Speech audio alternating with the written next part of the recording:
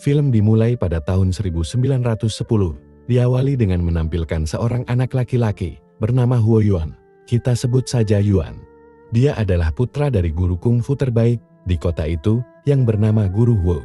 Yuan diam-diam mengamati ayahnya yang sedang berlatih teknik kungfu mematikan. Yang mana setelah ayahnya memukul beton, terlihat tidak terjadi apa-apa. Namun tak lama, kursi beton itu terbelah, seolah-olah hancur dari dalam. Keesokan harinya, saat ayahnya mengajar murid-muridnya seperti biasa, Yuan tiba-tiba datang untuk mengantarkan teh yang seharusnya dibawa oleh pelayan di sana. Sang ayah marah karena tahu Yuan ingin melihat kungfu. Akhirnya si ayah melarang Yuan untuk mengantarkan teh lagi, karena Yuan menderita asma akut sejak kecil. Bukannya menuruti perintah ayahnya, Yuan semakin tertarik dan diam-diam berlatih kungfu sendirian sambil ditemani oleh sahabatnya bernama Jisun. Jisun adalah anak yang rajin belajar dan selalu mengerjakan tugas-tugasnya.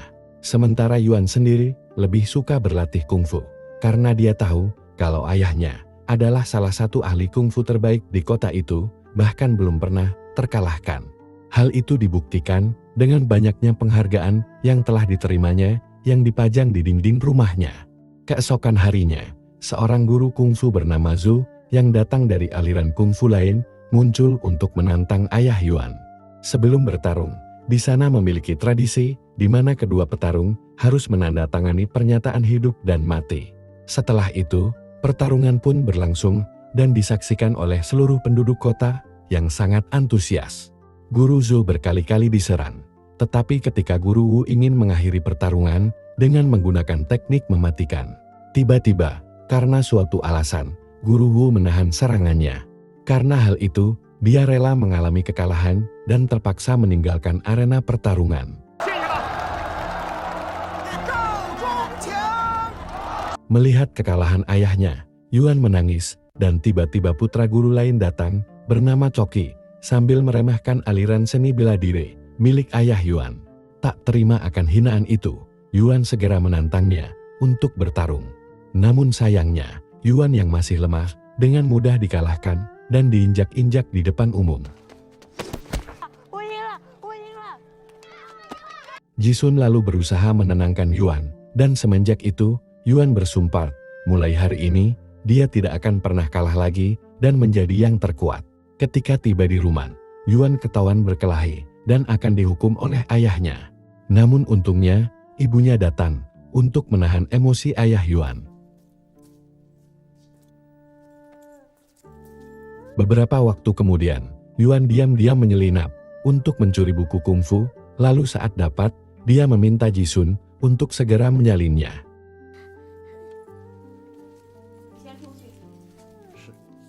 Singkat cerita, saat salinannya selesai, Yuan langsung berlatih sendirian di tempat biasa yang sering ia kunjungi bersama Jisun.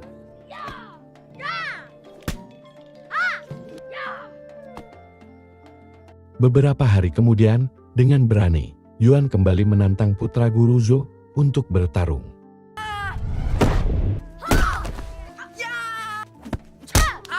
Ternyata Yuan memiliki bakat kungfu yang luar biasa dan dengan mudah mengalahkannya, walaupun tanpa guru, dan hanya belajar dari buku. Bertahun-tahun kemudian, sekarang Yuan telah dewasa dan menjadi master kungfu di sekolah milik ayahnya. Saat ini, Yuan tinggal bersama ibu dan anaknya, sedangkan ayah dan istrinya telah tiada karena sakit yang mereka derita. Ibu Yuan berkali-kali khawatir tentang asma Yuan, namun Yuan berkata, setelah berlatih kungfu, asmanya berangsur-angsur hilang dengan sendirinya. Kemudian ibunya menasihati Yuan agar tetap rendah hati dan tidak sombong dengan ilmu yang sudah Yuan miliki. Keesokan harinya, Yuan kembali mendapat perlawanan dari seseorang di tengah kota. Namun sebelum pergi, putrinya berkata akan memberinya hadiah berupa tas buatannya sendiri, dengan syarat ayahnya harus memenangkan pertandingan. Tak lama kemudian, Yuan pergi dan diberikan semangat, karena dia sekarang menjadi orang terkenal dan disegani di kota itu.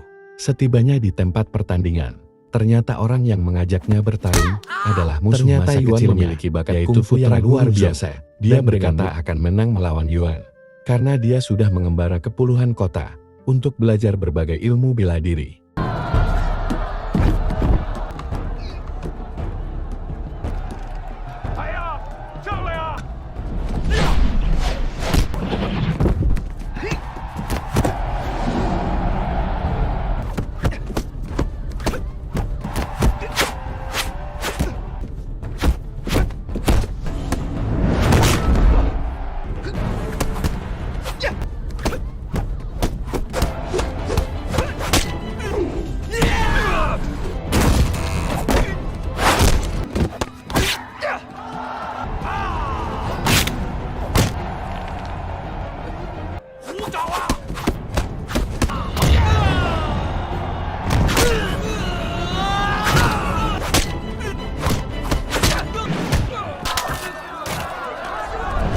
Namun sayang, Coki kalah lagi dan malamnya Yuan mengadakan pesta di restoran Jisun yang kini telah menjadi pengusaha sukses.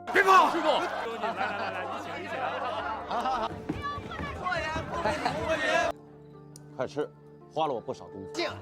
所有的账都记在我身上。 Di tengah kemeriahan perayaan itu, ternyata di rumah Yuan, putrinya sedang menunggu kedatangan ayahnya untuk memberikan hadiah yang telah ia janjikan. Hari demi hari, para ahli kungfu mencoba menguji kehebatan kungfu Yuan hingga suatu hari Yuan mulai sombong karena merasa paling hebat dan tak terkalahkan.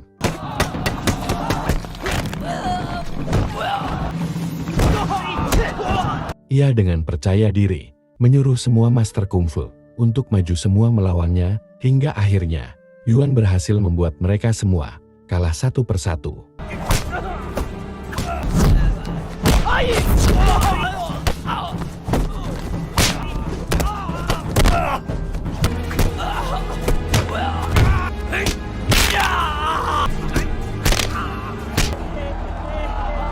Atas kemenangan yang tak terkalahkan satu kali pun, Yuan sangat bahagia karena ia telah mencapai mimpinya menjadi master kungfu nomor 1 di kotanya. Sementara di rumah, ibu dan anaknya selalu menunggu Yuan pulang karena sekarang Yuan sering terlambat makan malam bersama dan lebih sering berpesta di restoran Jisun.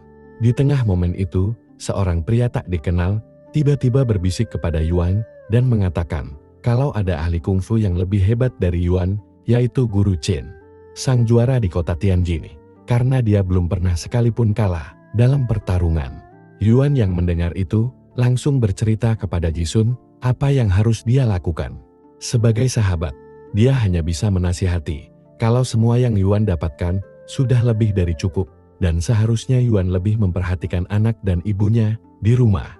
Mendengar itu, Yuan terpaksa harus meredam ambisinya. Malam berikutnya, muridnya tiba-tiba menghampirinya dalam keadaan babak belur, yang mana dia mengaku telah dipukuli oleh Guru Chen. Sontak Yuan murka dan langsung menghampiri Guru Chen yang saat itu kebetulan sedang makan malam di restoran Jisun. Tanpa bertanya apapun, Yuan langsung menantang Guru Chen untuk bertarung dan menandatangani surat hidup dan mati, walaupun Jisun telah meminta Yuan untuk menghentikan aksinya itu. Namun Yuan sama sekali tidak mau mendengarkan, dan akhirnya Jisun lebih memilih untuk mengakhiri persahabatannya dengan Yuan.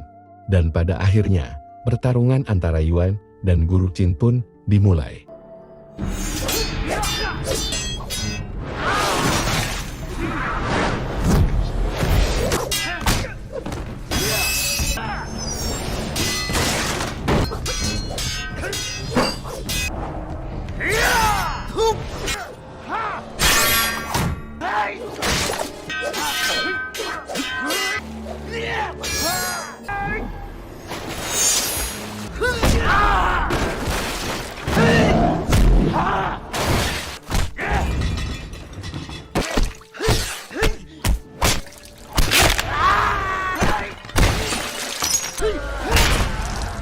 Hingga akhirnya, Yuan menggunakan teknik pukulan mematikannya, dan membuat Guru Chen meninggoy saat itu juga.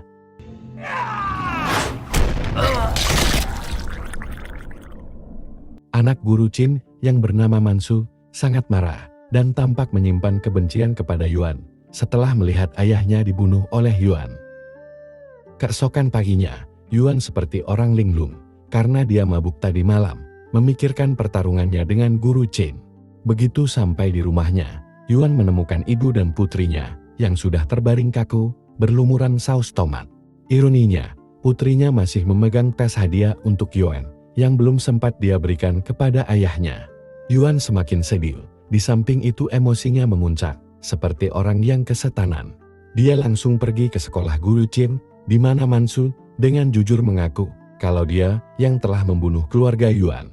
Untungnya, setelah Yuan membunuh Mansu, dia tersadar dan merasakan belas kasihan kepada istri dan anak Mansu.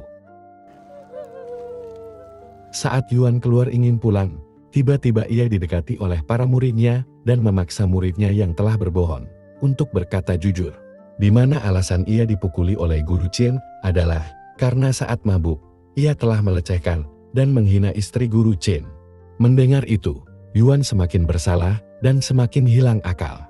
Di mana dia hanya bisa tersenyum seperti orang gila, sambil berjalan tak tahu arah kemana dia harus pulang. Singkat cerita, Yuan sekarang tidak memiliki uang dan menumpang di sebuah kapal yang tak tahu akan membawanya kemana. Saat kapal itu berlabuh, Yuan diturunkan di sebuah desa yang tidak dikenalnya. Di desa itu, Yuan terlihat seperti orang gila yang kelaparan, sambil hidup di berbagai kondisi cuaca dengan berlindung di rumah yang hancur. Bahkan saat dia putus asa, dia memutuskan untuk bunuh diri ke sungai.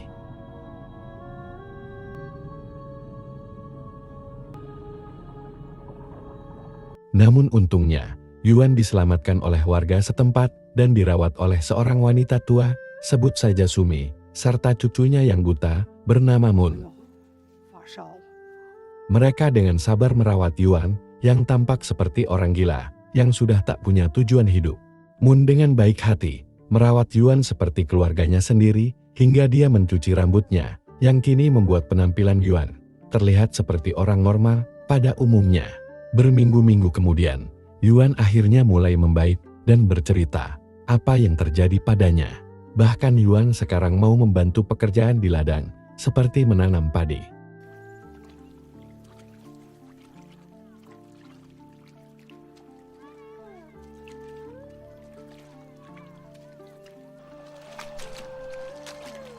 Selama bertani, Yuan seolah mendapat pelajaran penting di mana setiap benih baru akan hidup jika ditanam secara teratur dan kehidupan akan terus berjalan selama benih itu terus tumbuh dan hidup.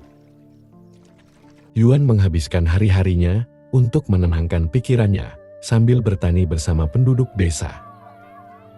Hingga di suatu pagi, penduduk desa dikejutkan dengan salah satu anak desa bernama Chin yang tak lain adalah adik dari Mun yang telah ditangkap oleh suku lain karena mencoba mencuri kerbau. Setibanya semua penduduk desa di kediaman suku tersebut, mereka meminta maaf agar Chin tidak mendapat hukuman. Bahkan Sumi yang sebagai tetua desa secara resmi meminta maaf, namun kepala suku itu tidak mau memaafkan, sambil terus memukuli Chin.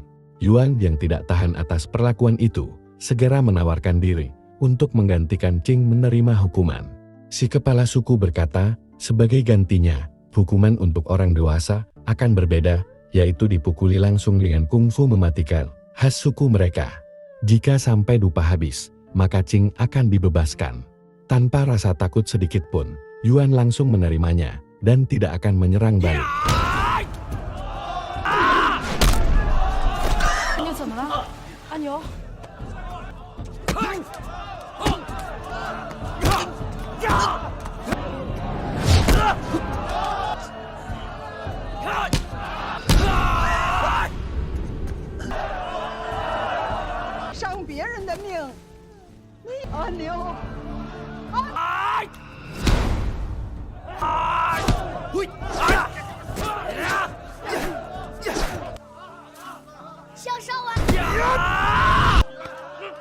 Beruntungnya, Yuan kuat dan selamat hingga Chin terbebas, dan Yuan telah berjasa di mata penduduk desa.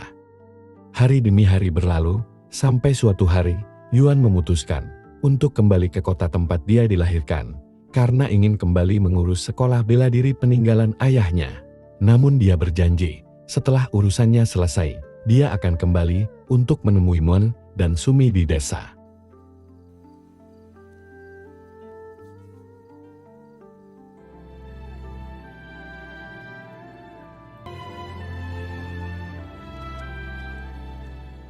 Pada tahun itu, negara asing mulai menginvasi Tiongkok, termasuk kota Yuan tinggal.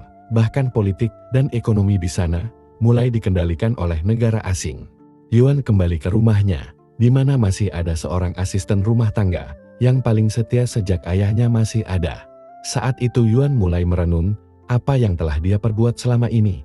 Bahkan dia membakar semua kertas tanda kemenangannya ketika menjadi juara. Karena baginya, sekarang kungfu itu bukan untuk jadi ajang adu kekuatan, melainkan untuk melindungi yang lemah dan membawa kedamaian. Yuan lalu mengunjungi makam kedua orang tuanya, dan dia teringat suatu peristiwa saat ayahnya melakukan pukulan terakhir yang bisa menghancurkan kepala lawannya. Namun ayahnya lebih memilih kalah daripada harus membunuh lawannya. Dari sana Yuan akhirnya menyadari kalau mendiang ayahnya adalah juara sejati dan lebih memilih kalah terhormat daripada harus membunuh orang hanya untuk dipuji orang banyak.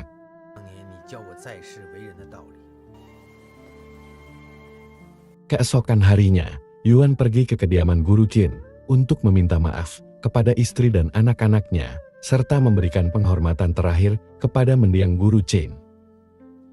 Sore harinya, saat berkeliling, Yuan membeli koran yang tertulis dengan jelas kalau seorang petarung orang barat bernama O'Brien dilaporkan telah mengalahkan berbagai guru kungfu di Tiongkok. Dia juga meremehkan petarung Tiongkok yang dianggapnya lemah.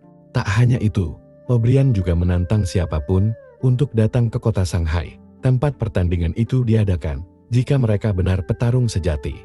Karena Yuan tidak memiliki cukup uang untuk pergi ke sana, ia kembali kepada teman lamanya, yaitu Jisun, untuk meminta bantuan.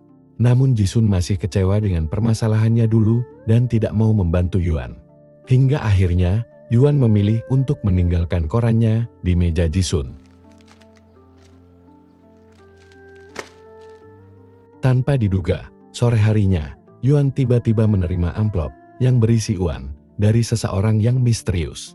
Tanpa pikir panjang, Yuan segera pergi ke lokasi untuk bertarung dengan O'Brien dan membuktikan kalau orang Tiongkok tidak bisa diremehkan.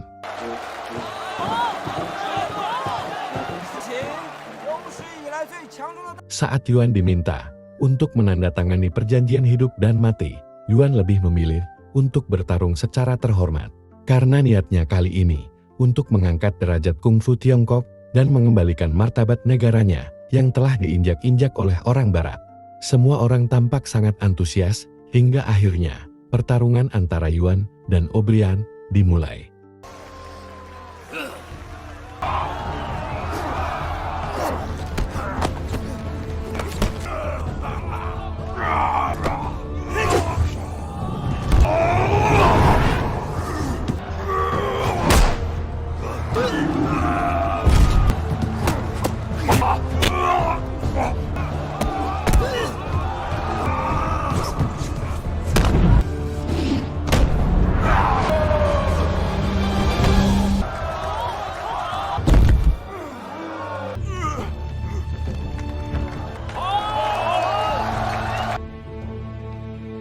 Kemenangan Yuan menjadi berita hangat di seluruh Tiongkok, di mana dia telah mengembalikan harga diri rakyat Tiongkok, dan secara tak terduga, Jisun yang mengetahui kemenangan dan niat baik Yuan, akhirnya memilih untuk datang menemui Yuan.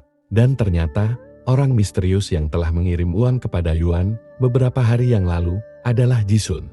Saat itu juga, Jisun mengatakan kalau dia akan selalu membantu niat baik Yuan dalam mendirikan federasi olahraga, khususnya bela diri. Yuan sebenarnya ingin membuat seni bela diri Tiongkok dilihat oleh dunia sebagai kungfu yang penuh etika dan rasa hormat, bukan seni bela diri brutal yang tidak peduli dengan nyawa orang lain, serta membentuk disiplin yang baik. Dengan bantuan ekonomi dari Jisun, sekolah kungfu Yuan dibangun kembali dengan nama Federasi Olahraga Jinggu.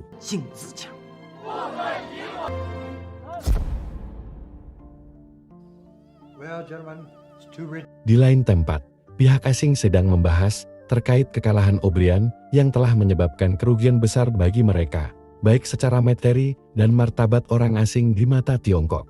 Hingga akhirnya, mereka membuat rencana besar untuk mengalahkan Yuan dengan cara menantangnya dengan petarung terbaik dari berbagai sekolah di dunia.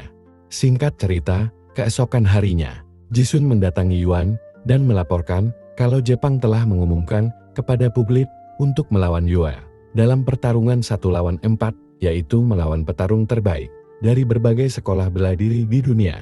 Untuk membuktikan bahwa bela diri Tiongkok tidak dapat diremehkan, serta meningkatkan martabat negaranya, Yuan menyetujui terkait pertarungan itu. Sebelum bertanding, Yuan meminta Jisun untuk berjanji, setelah pertarungan ini, maka federasi milik mereka akan dilanjutkan dan dipimpin oleh Jisun. Karena Yuan telah berjanji, akan kembali ke desa, ke tempat Moon dan Simu berada.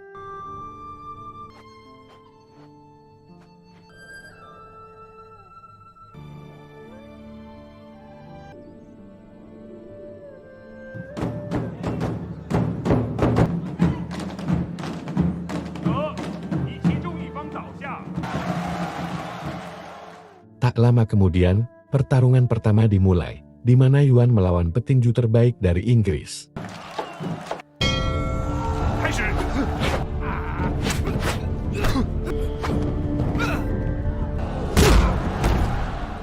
Pertarungan kedua, melawan komandan pasukan kavaleri dari Belgia, yang ahli tombak.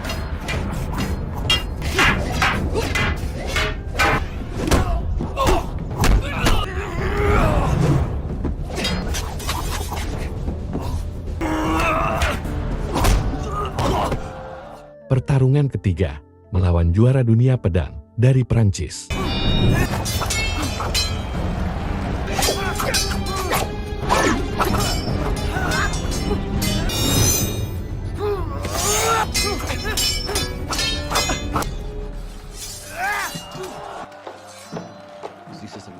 Tiga petarung sebelumnya dikalahkan Yuan dengan mudah, namun lawan terakhirnya adalah seorang master samurai dan ahli karate Jepang bernama Tanaka yang tampaknya memiliki kemampuan yang sebanding dengan Yuan.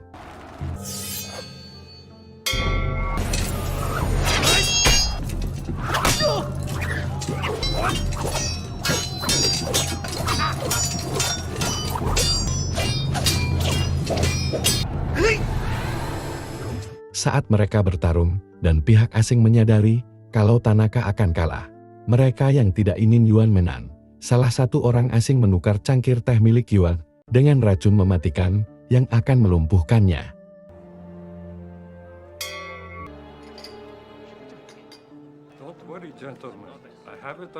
Ketika pertarungan kembali dimulai, kondisi Yuan terlihat parah dan penglihatannya kabur, serta tiba-tiba muntah cairan hitam. Tanaka berupaya sportif dan segera menghentikan pertandingan, karena dia menyadari ada yang tidak beres dengan pertandingannya. Sementara itu, Yuan yang sadar telah diracuni, dia memberitahu rekan-rekannya kalau dia telah diracuni. Mendengar hal itu, salah satu muridnya ingin membalas dendam, namun Yuan menasihatinya kalau balas dendam hanya akan membawa kebencian tanpa akhir, seperti yang dialaminya sebelumnya. Sebagai sahabat, Jisun ingin membawanya ke rumah sakit dan memintanya untuk melupakan pertandingan itu. Namun Yuan menolak dengan berkata kalau dia mundur sekarang, maka seni bela diri negaranya akan terus diinjak-injak oleh negara asing. Dia juga meminta maaf kepada Jisun karena dia baru menyadari apa arti sebenarnya dari kungfu setelah dia merenungkan apa yang selama ini dia perbuat. Pada akhirnya, dengan berusaha tegar memperjuangkan martabat negara, Yuan kembali ke arena dengan wajah pucat.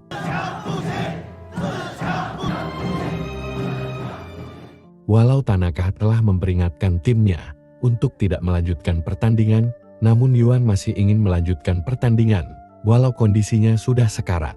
Ketika pertarungan berlanjut, sambil melancarkan pukulan dan menahan serangan Tanaka, Yuan juga terus menahan rasa sakitnya.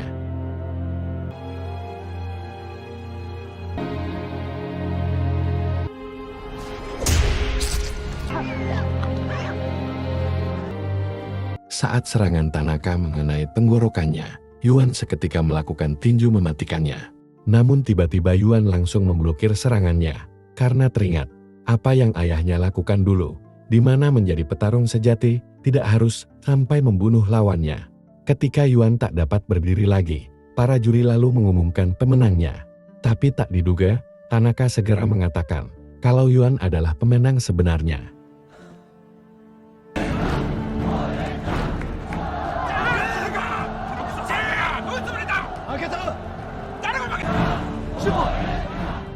Tindakan Tanaka barusan membuat orang Jepang itu bingung dan marah kepada Tanaka. Tanaka mengatakan kalau dialah yang sebenarnya kalah, di mana saat Yuan melakukan pukulan mematikannya, namun dia memilih untuk tidak melakukannya. Tanaka juga menyadari bahwa Yuan juga diracuni, yang jelas hal itu pasti dilakukan oleh timnya.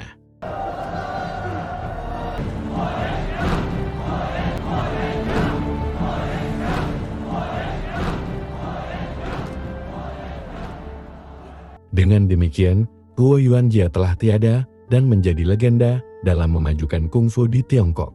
Dengan semangat dan disiplinnya, mengajarkan kita bahwa keberanian sejati bukan berarti tidak takut, tetapi berjuang demi apa yang kita cintai. Hidupnya menjadi api yang menyalakan kembali kebanggaan sebuah bangsa dan negara hingga tak kenal takut selamanya.